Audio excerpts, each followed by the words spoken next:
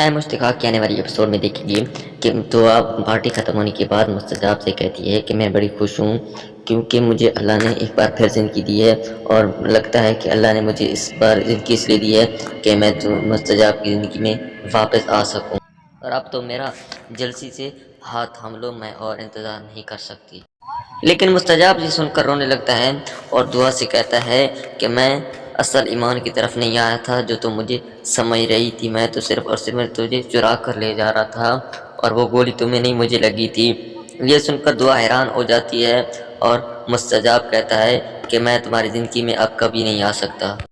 اور جب وہ پارٹی ختم ہونے کے بعد گھر جاتا ہے تو وہ جاتے ہی اپنی ماں کے کمرے میں جاتا ہے، اور جب اپنی ماں کو دیکھتا ہے اور ہاتھ لگاتا ہے تو اس کی ماں مری ہوئی اسے ملتی ہے۔ وہ دیکھ کر بڑا رونے لگتا ہے اور صدمے میں آ جاتا ہے۔ تب مستجاب مزید اسلام کی طرف جاتا ہے، اور جب